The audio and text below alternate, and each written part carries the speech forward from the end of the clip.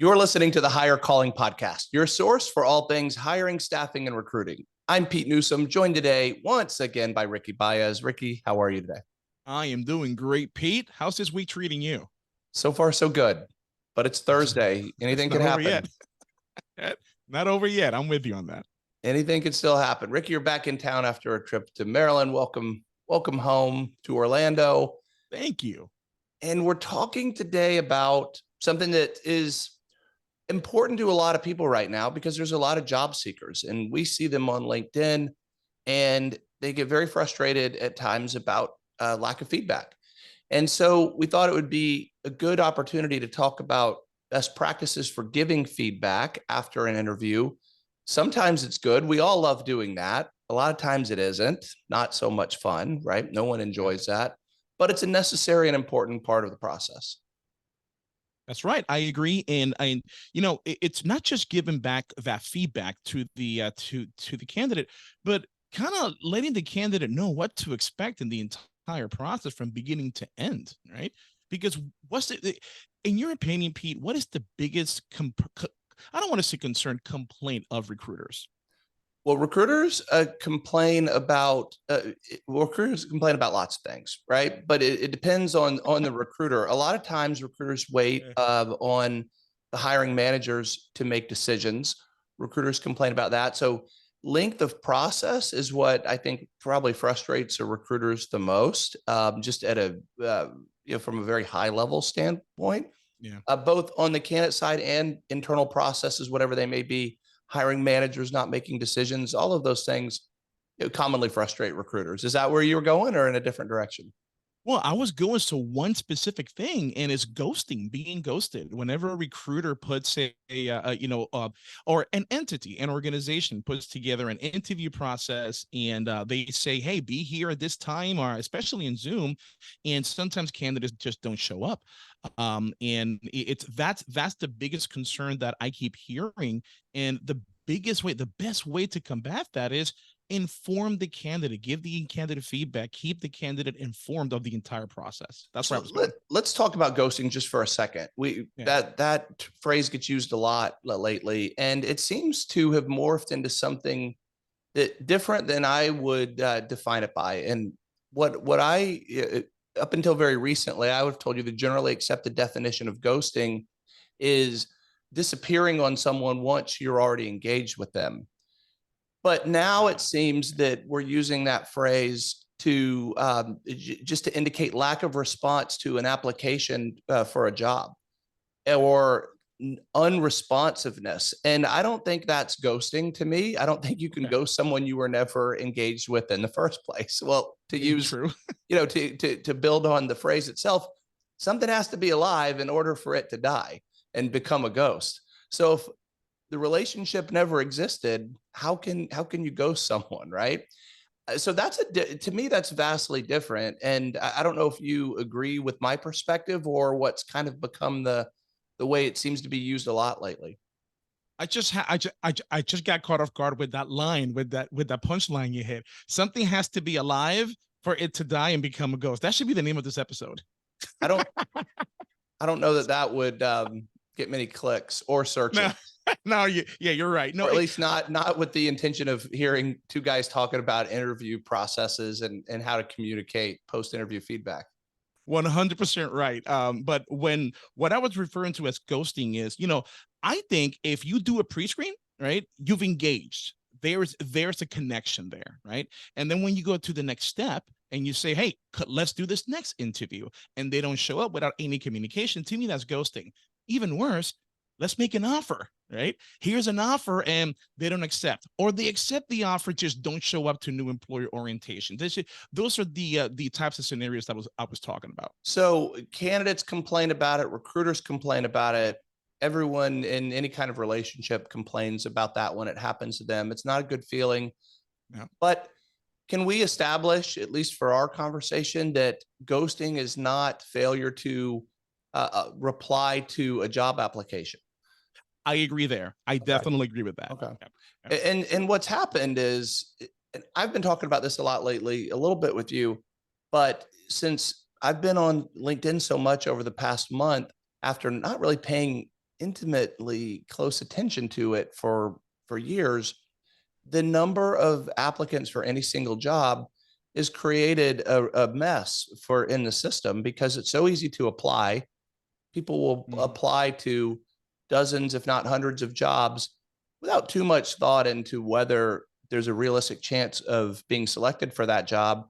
And it's just kind of muddying up the system for everyone else. So the job that individual would be qualified for is, they're going to have a hard time being found from that pile of applicants because everyone else is doing the same. Not everyone, of course, I but know so what you many mean. people. Yeah.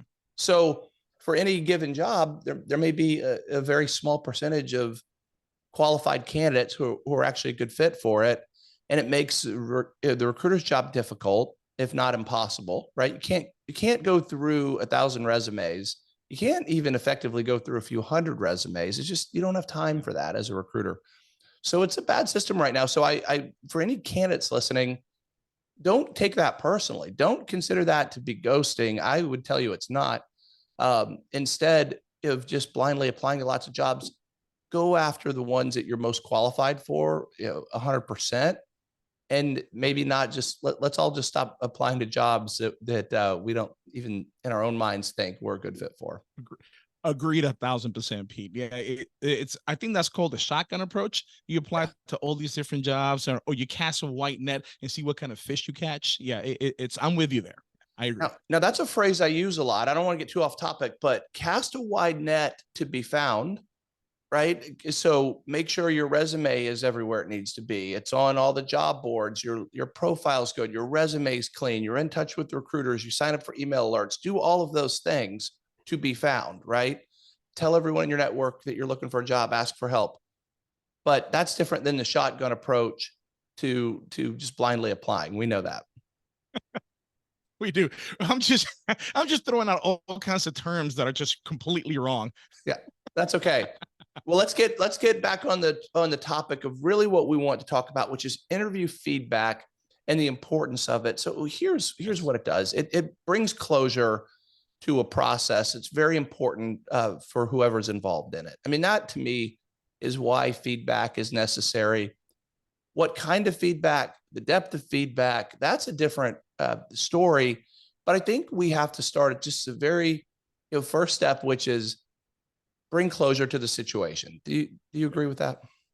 I agree. I agree. Especially when a candidate has invested so much time in this process, and they've been with you as a candidate, you being the recruiter, they've been with you every step of the way, and it's only right that you let obviously the person know who got the job, but then what kind of feedback did you give to the people who did not get the job? That way they have that kind of closure. Definitely agree with that. Now, let's talk about the medium through which that feedback can be given. And we have options today. We could text someone, we could email, we could call. My take on that is the farther along with the process, the more interaction you have had, the more intimate that feedback should be. For example, if there has been a brief email exchange and you haven't spoken live to a candidate, feel free to let them know via email that it's not a good fit. Now, that's not how I would recommend recruiting in the first place, but we know it happens. If you've met someone live, if they've come to your office, if you've met them out for an interview somewhere, then you should do it via phone. You should do it verbally. Get on a Zoom call even if you've taken someone far down the path and built rapport with them and established a relationship. We've talked a lot in the past about the importance of maintaining those relationships and ending on a good note, because there may be an opportunity to work together in the future, maybe the immediate future. So the closer you are with someone, I think the more personal your feedback should be. I agree, and it's and this is something that I do talk to my clients about, because we do have I have been some recruiters out there that, and this is odd, right? They're an introvert. They don't like to have too much in-person conversations. And to me, I'm like, then that's you're a recruiter. You need to have that salesman type of conversation skills. But you're right. The closer you are to the end, the more intimate you've had conversations with this candidate, the more intimate that feedback should be. So, for example, if you spent like 3 weeks, working with a candidate and they're not going to get that job, I would not send a feedback via email or via text. I will want to pick up the phone or meet them in person, depending on the situation, or Zoom. But it's personalization is always best in these situations. It's not fun. No one enjoys the bad Yeah. feedback when we have to do it, but it is important to the receiver of that feedback, Mhm. because otherwise they're waiting. I mean, there's a lot tied to a job search, but let's start with the good, right? Because there's a lot of times we have the benefit of giving positive answers, and good news to a candidate to let them know that they received the job. So I'll tell you the time to do that as soon as possible, right? When you Yeah. get that good news, you're eager to share it right away. No, you're right. It's you want to do it as quickly as possible. You don't want, because remember, these days, candidates have options. They have options. And if you take your time to make sure you've got the perfect candidate, the longer you take, the bigger gap you leave for somebody, another fisherman, to come in and steal that big fish of yours. So yes, you need to be able to communicate that as quickly as possible. Man, you're all about the fishing today. You have nets, you have big fish, small fish. You got Oh, it all give me covered. time. I have a lot more euphemisms, right? Just get ready. Get ready. But you're right. So we want to not let that candidate sit on the sidelines any longer than possible. Yeah. But we also want to be prepared with the right information. I think recruiters uh, don't have the same depth of thinking at times that you would as an HR professional, worrying about all of the T's and C's, right? When we start that onboarding process. So with that good news, in almost every case, the candidate is going to have questions. Now, sometimes you've covered all of those questions up front. I'd say rarely. Mhm. And then once the situation becomes real to a different degree, where now candidate, it's no longer if, right? You've been given the offer, you need to commit or not. That's when these surprise questions can come out. Now, if we were talking doing a different show, I would talk about the need to cover all of things, all those potential pitfalls early in the recruiting process. But even if you have, right, if you've asked 100 questions, there's going to be 101 that a candidate will ask. And so, how do you recommend preparing for all of that when the offer is made and delivering it in the right way? Well, I mean, it's a recruiter who does this for a long time. They tend to hear the same questions over and over and over again.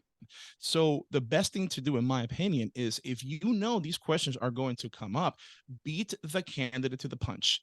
Beat them to the punch, right? Go ahead and just have a set of frequently asked questions that the candidate might know. And who knows, maybe there's some questions that the candidate didn't know they needed to ask that you have the answer for, right? So maybe put together a frequently asked questions, include that into your onboarding process. And remember, to me, onboarding starts as soon as the candidate applies, right? That's when the organization needs to start telling the story about the organization, why the organization exists, why this position is really important, to sell that piece to the candidate. So include that in that process as early as possible to minimize questions later on. The more informed the candidate is, the more likely they're going to see it through the end. Yeah, and it all presents a better starting point. Well, not starting point, because that's already been initiated through the early interview stages, but it certainly is going to give the candidate confidence. A lot of times we see in the staffing world, we see things break down if the client is too loose in how they're willing to Yeah. interview and make a hiring decision. That freaks candidates out sometimes. We love It's, it being the third party in the middle. We want things to fly through as quickly as possible, but it happens. I don't know if you've ever experienced that, where a brief interview happens over the phone, a hiring decision's made, and a candidate's like, "Whoa, that seems too easy. I have alarm bells going off." So to that point, you want to make the candidate feel welcomed and well thought of, and know that you are taking this seriously, and you are prepared for to make sure that all their questions are answered. Don't be dismissive of those as a recruiter. see, I think that's the key. Don't be dismissive of the candidate's time. So I think, Pete, the hard part, not the hard part, the important part here that people need to understand, organizations and recruiters, you got to find that perfect time frame. You got to find, because you're right. I know of a situation really close to me that happened a couple of weeks ago. This person got a pre-screen, a 15-minute pre-screen for a high-level RN position at a hospital. Okay. And in that 15-minute pre-screen, I'm thinking, okay, that's it. There's two more interviews coming. No, the next communication was an offer letter. And that kind of took me back. I'm like, wow, an organization, a position, when you have people's lives literally in this person's hands, that was decided in a 15-minute conversation. So to me, that is something that I'm like, I don't know about that. But then if you take too long with it, because you and I have talked about this in the past, if you take 6 interviews, then the candidate, chances are they're going to go ahead and jump ship to go somewhere else. So you got to find that happy medium on how long that's going to take to actually have a well thought out process. You do. And we know every situation is unique, just like every candidate's unique. So the most important thing, I think you mentioned it earlier, is to prepare the candidate for that process Yep. from start to finish. And ideally take questions along the way.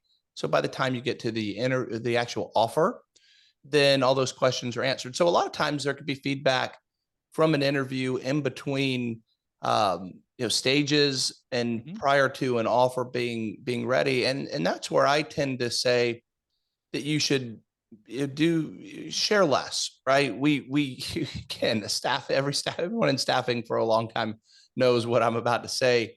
Candidates come out of an interview and they tell you, I think it went great. Why'd you think it went great? Well, they showed me around. They introduced me to people. They asked me, when I can start even. That means nothing. Okay. In fact, agreed. Often when we hear those things, we cringe because we go, oh boy, this is not, it's not usually that easy. Now we love it when it is, but it isn't always the case. So I tend to be on this err on the side of giving as little feedback as possible, unless it's constructive and will help the candidate have potential to be more successful in the process.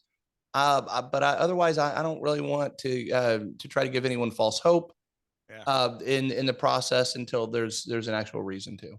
That brings up a good point, because from a recruiter's perspective, you should make the candidate feel comfortable, but don't make them feel that they're the one prematurely. Right. That's like or if a guy or a girl just says hi to somebody else and they're like, oh my God, they want to marry me.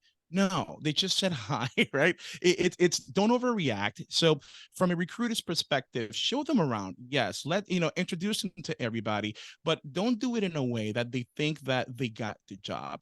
Just, you have to do it in a way where this is how we do things. This is our culture. We show everybody around. We introduce everybody because we take each and every interview seriously. That's how important this is to us. If you show it from that perspective, you're going to be okay. And this has happened a lot. I've seen a lot of stories about this lately, offers being rescinded. So if you tell someone an offer is coming, make sure that you can back that up, because people live on hang on these words that they hear, and so as they should, right? It's your career, your employment. It's a very big deal. So don't say, if you're the one in control, you have the power, don't give anyone bad information or misleading information through this. And that goes to the next thing we'll talk about, which is sharing bad news. I think it was Mark Twain. I'm going to get this wrong, but it said, if you have to eat a frog, eat it early in the day, I think, as soon as possible. I think that's what it was. Yeah. The point being, get the bad news out of the way. Bad news early is good. We know that. So don't sit on it. No one wants to share it. It's wild, Ricky. We tend to procrastinate and sharing bad news. We're eager to share good, but we sit on bad, and that just doesn't help anyone. It surely doesn't help the candidate who is waiting in limbo. But we tend to do that too much. We do. And look, my rule of thumb is I reach out to give feedback to the other finalists as soon as I get a signed offer, a signed acceptance offer from my first choice. As soon as I get that, once I have commitment from that candidate, that's when I start making phone calls, right? But I don't wait for a week. I don't wait for 2 weeks. And I hate to send, I don't know about you, Pete. I hate to send that dreaded email. Thank you for applying. Although we've got a lot of great candidates, you were not selected. We'll hold your resume for 6 months. I hate that email. I know that a lot of HRIS system or ATS systems have that already built in, but I'd rather just give them that phone call, to be honest. Well, but that's where I go back to what we talked about earlier. Right now, when there's so many applications being sent for any opening, you can't call 1,000 candidates. You can't call. No, yeah, absolutely not. Yeah. No, I'm talking about finalists. So like if I got 3 people, right, and this is the last interview and I got 3 people and I'm picking only one, I'm gonna make 3 phone calls, one great one, and then 2 that are just giving feedback. Sure. Now let me ask you, you said this. So if you have candidates, if you have 3 in this fictitious scenario, you have your first choice. Maybe you've ranked them. You're not. I would tell the one who you're not going to hire for sure, and tell them as soon as possible. But you're waiting on an acceptance, because that could add days to the process. Well, it depends, because if I put a 48-hour limit on the acceptance offers and I got 48 hours for that person, I don't think 48 hours is an unreasonable time after the interview or after a decision is made. Because here's the thing, I rather, if you, okay, so let's say I call, are you suggesting that I call the people who didn't get the job first? I want to make sure I completely understand. Well, 2 things. They're different. One, if you've ruled them out, I say call them right away. If you're willing to hire them as a second choice or even third choice, then I understand why you'd want to wait. So those are different things. Yeah. So to me, it's as soon as the person accepts, then I call the people who did good, but this person just did better. Right. And the reason I want to wait is because if the person who I really want says no, or says, I'm sorry, I have another job, I still got my number 2 there that I can call. But definitely the people who absolutely I'm not going to who did not do well in the interview, I can call them earlier much than later, because no matter what happens with my top 2, I'm not going to contact that person because they just didn't meet the criteria. More reason to give them a call. And I always ask, hey, we selected somebody else, but I have some feedback for you. Are you willing to hear that feedback? Because if they say yes, I give it to them. If they say no, conversation over. There's no point in me giving feedback to somebody who's not willing to receive it. I'm not mad or anything, but I don't want to waste their time, right? But there's some people who really do take that feedback really well. And let me tell you, Pete, there is nothing. I think we said this before. If you got 5 candidates and those 5 of them are really darn good, but only one can get that job, yes, you make that call to give that person that job, but you have to treat those other 4 still with that red carpet, still with that big love, because you want them to go home and tell everybody about that awesome experience they had. They didn't have the job, but dang it, they're going to come back and apply later on because that experience was well worth it. I'll give you a very real world timely example of exactly that. We are in the process right now of being independently rated by Clearly Rated, which is a system that exists to rate staffing companies based on the feedback of the candidates and clients they've worked with in the previous year. And candidates have as do clients, have an opportunity to share feedback and give testimonials. They have the opportunity to share bad messages if they want to, or critiques. But one of the messages that we received yesterday, the survey just went out for us yesterday, and we see the feedback as it comes in, was a candidate that said one of our recruiters, they were working together. It wasn't a good fit at that time because this candidate was pregnant, but the recruiter left the situation on a good note, agreed to stay in touch. When the person was able to be back on the market again, ready to work, they reconnected, and we helped her get a job. And that was such a cool story, because not everything is going to end the way we hoped it would coming in. But if we do the right things, then that relationship can continue and come back around. That's and right. There's so many examples of that. This just happened less than 24 hours ago. So look at that. Yeah. How about that? You didn't know that story, of course. Right. But I want to challenge you on something real quick. So this is now your HR is showing in this, and my staffing side comes out. We had 3 candidates, and then a minute later you had 5, right? That's such an HR guy where I'm thinking, why don't we just interview one? Let me just present the one you're going to hire, but that's different. You said that 48 hours is an acceptable time to wait on an offer acceptance, right? Mhm. I would tell you that if I've done the right things in the recruiting process, that 48 hours should be unnecessary. Okay. Here's what I mean. So bad news early is good. I take that approach with recruiting. I want to talk about all the potential reasons a candidate may not accept. I want to talk someone out of a job, right? Let's get all the bad up front as early as possible. Is the commute too long? Are you not willing to leave the situation that you're in? Who else is involved in the decision, right? That's something that I always talk about. It's kind of a running joke for years in our office where candidates will say, I need to talk to my spouse, my significant other. Mm-hmm. And I always want to say, you've been in this process for a week. You've had a phone screen, 2 phone screens, an in-person interview, whatever. You didn't mention this along the way at dinner? Never? No text. You put on a suit this morning and left to go, and it never came up as to why you were doing that when you otherwise would be home all day. To me, what that means is I have not done my job as a recruiter thoroughly enough up until that point, because by the time that final interview happens, I should know that the person is going to accept. What do you think about that? I got a counterpoint to that. If I have done my job as a recruiter to get the very best candidate possible, right?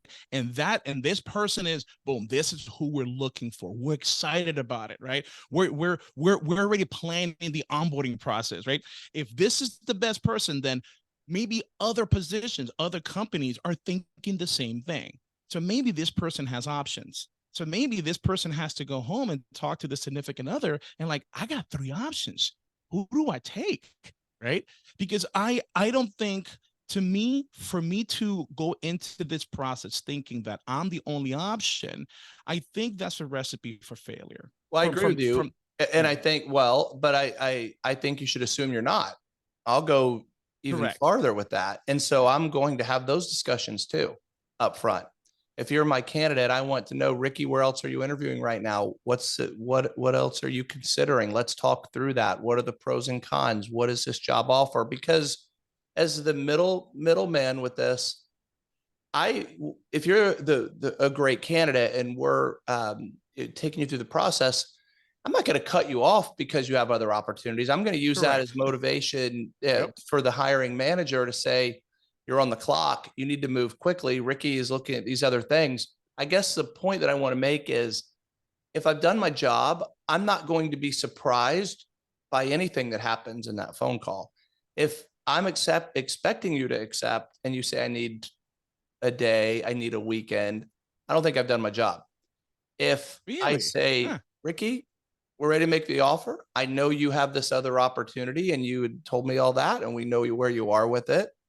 We should have already even agreed on the time frame. So anyway, this is a little off topic, but I believe that it's important. It's important though. So much of these candidate declines or backouts happen because the recruiter is only hearing and seeing what they want to see and hear versus looking for reasons the deal may fall apart. So that's off topic though. We'll talk about that later. No, but wait, Rick, I'm sorry. I guess I have to ask this. So are you saying that if at the end of the interview process and you're ready to extend an offer, you do expect that acceptance immediately?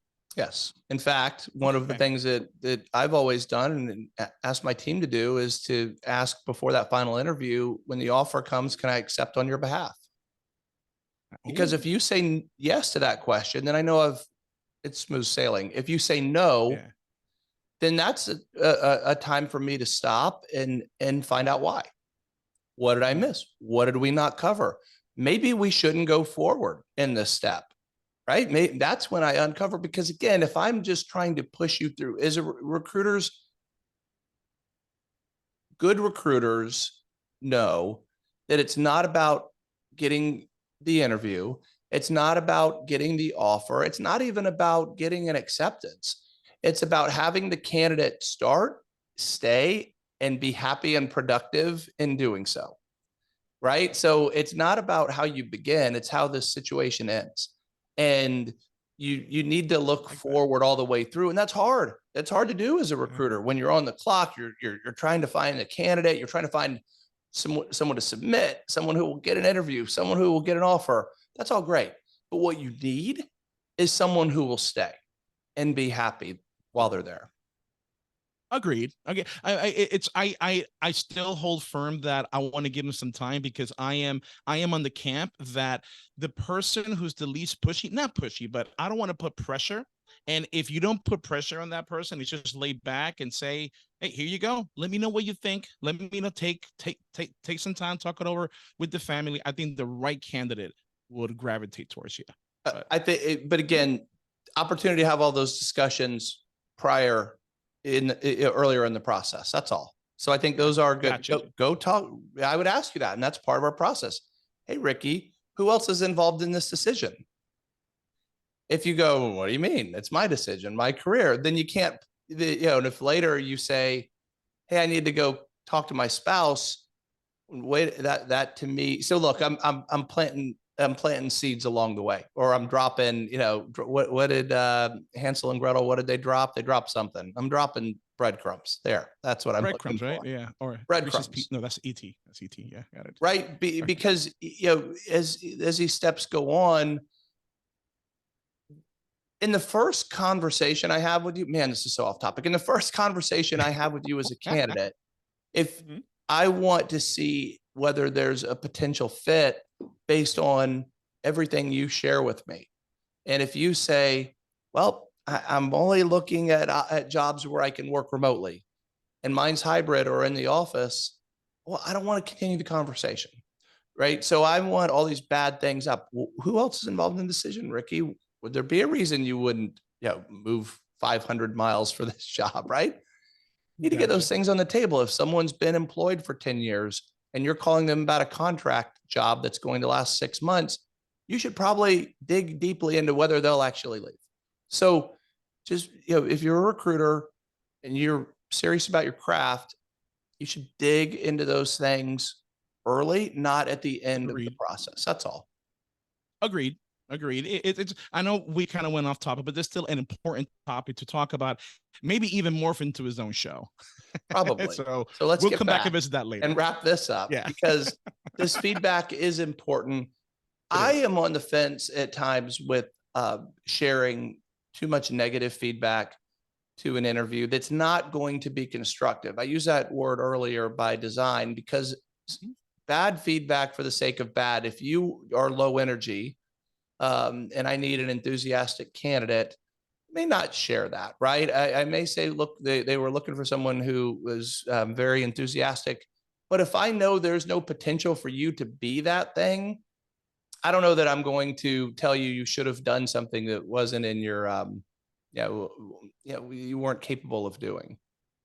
But isn't that good feedback though? Isn't it's so I think letting somebody know that, hey, it's, I'm trying to word this right, because I got to be careful here, Pete, because it's the recruiter has to be able to navigate this conversation properly, right? And they have to be able to know what kind of pushback the candidate might give, right? So it's important at the beginning of that conversation that the recruiter lets the candidate know, hey, a decision has already been made. Let's have a conversation about what feedback we have for you, because I don't want the candidate to start thinking and get defensive and start trying to say, well, I did this, or I could have done that.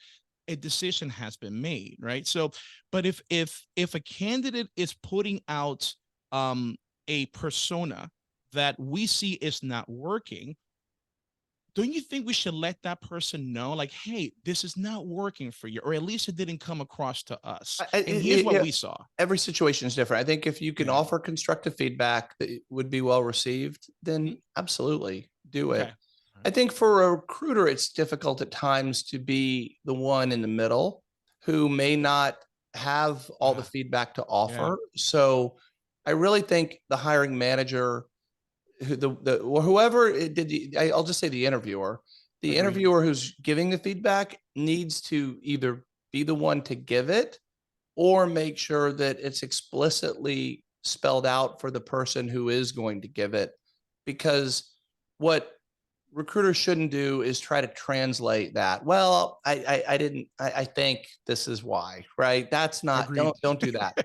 Yeah. A lot of times recruiters don't know. And that's also something that we should do better with, where if you are working with a third party recruiter as a hiring manager, give them that feedback so they can share it with the candidate to leave a good impression.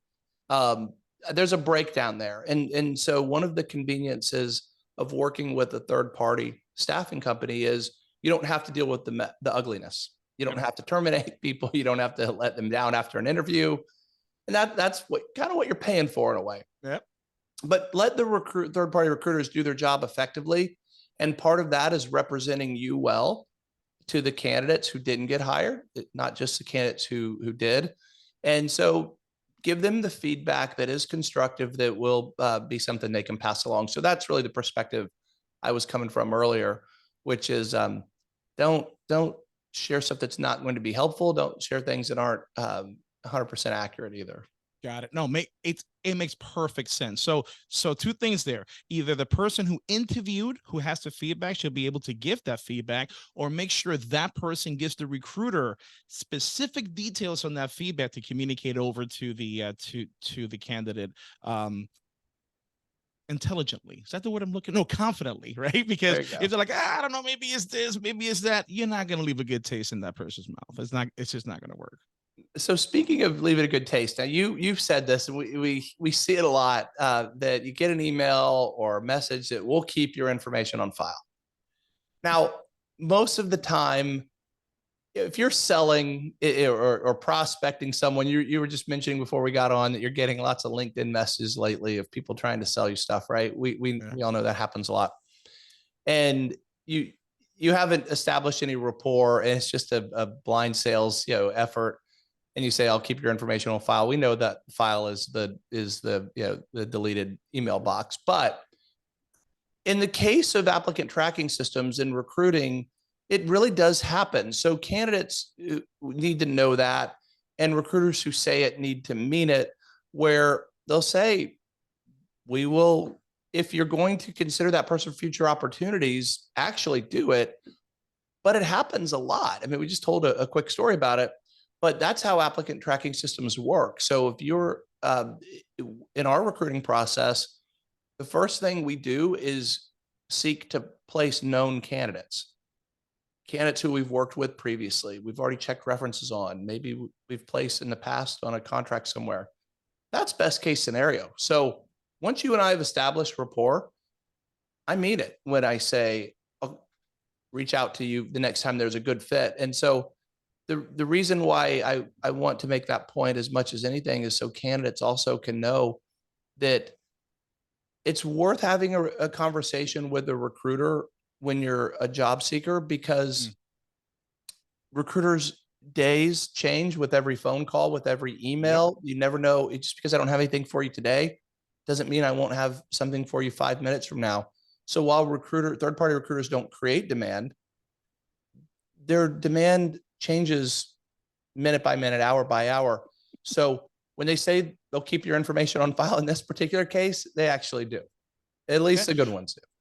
Well, so that's the thing there, Pete, because I can understand from a staffing leadership perspective why that is an amazing idea, why that's crucial to do. That way you have a wealth of talent there for any client, right? But in corporate America, every organization that I've worked for, that I've managed a team, that I've had a team of recruiters and HR people reporting up to me, I always challenge it. I'm like, let me see what email you send out. Oh, okay, so you do keep their stuff on file for the past 6 months. Excellent.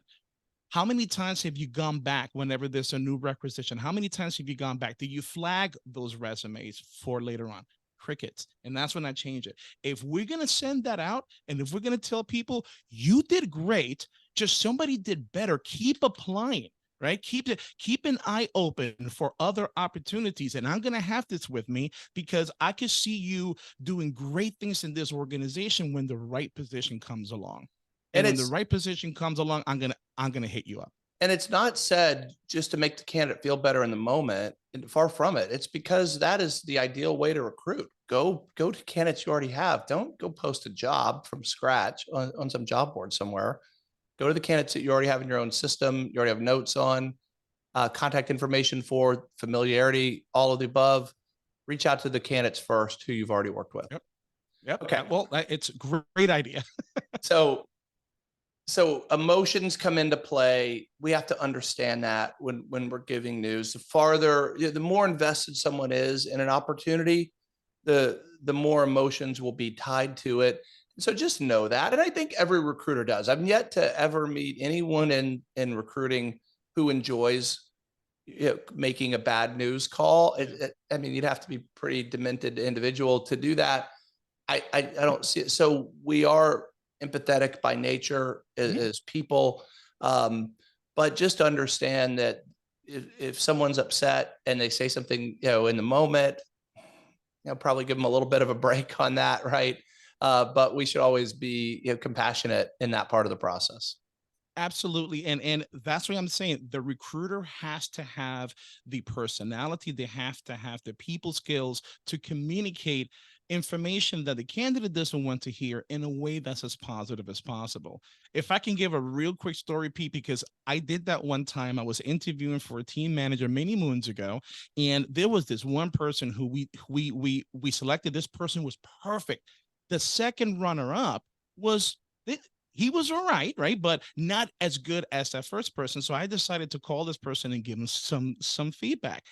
He was so upset, started yelling at me, called me a blanking idiot because I made the wrong choice. And he started just completely just calling me all these names. And I paused and I just smiled because I'm like, what am I supposed to do now? Am I supposed to tell him, you know what? You're right. I am an idiot, right? You are 100% right. Let me bring you on board, right? So you've got to be careful and you have to get ready because you may have that kind of response. Now, there's a silver lining there because for this person, I'm like, man, I wonder if I am making that right choice. And that person just solidified my position. When that person cussed me out, I'm like, you know what? Thank you for alleviating myself from sleepless nights, thinking that I made the right choice. Right. I appreciate that. Well, look, it's an emotional time. It is. It happens. Yeah. I'd like to tell everyone that we should all handle these things with grace, but it's easier said than done. If someone's been on the market for a long time and really needs I get it working again. So from a recruiter's perspective, just because you get one person who reacts to you that way, it doesn't mean you have to alter how you communicate to the other 90% who will take that feedback to heart and who will follow up with your advice. Do not let those situations change how you communicate to everybody else. And you can't be in recruiting for any period of time without understanding that, because even if for any single job opening, there's only going to be one happy outcome. Right. Yeah. From that, everything else is going to be a failure. It's like the NCAA basketball tournament, right? I think about this every year in the major conferences, every team but one ends their season on a loss. Yeah. Every single team in college basketball who's in a conference eligible for the tournament ends on a loss except for one. Those are really bad odds for everyone else to end on a high note. Isn't it? It's a great example, right? It's right. Know exactly what's going to happen. Yeah. And I'm not even the most empathetic person by nature, but when I think of that, it does resonate because we get a lot of no's to just get those handful of yeses that we really have to appreciate. And so that's why, Ricky, when that offer comes, and I'll close with this today, when there's nothing better than when a recruiter, and anyone who's been in recruiting for any period of time knows this, right? I'll set the stage. You get the word, we're offering your candidate the job. Go make the offer. One of two feelings come out: either fear because I'm afraid they're not going to accept, or elation because you know that they will. how well you've done your job building rapport, communicating back and forth with the candidate. That tells you that feeling. It doesn't matter what you say externally. We all know that feeling. And I've watched it so many times play out with recruiters where they're like, oh, I have to make this job offer. I don't know how it's going to go. Or I'm rushing to the phone because we're about to have a party when I make this offer. And the best recruiters are the ones who know they're about to have a party, or they're not surprised by whatever happens when they make that phone call. So that's really a way of wrapping a bow around what I was saying earlier, which is cross T's and dot I's along the way, right? Keep checking. Don't assume things are good. Assume they're not.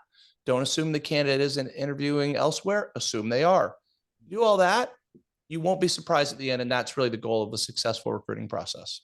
There we go. And I think that does it, Pete. That right there does it. It wraps it up in a bow. And I will leave everybody with just saying this. As a recruiter, if you're communicating this information, do not forget the H. Do not forget the H in HR.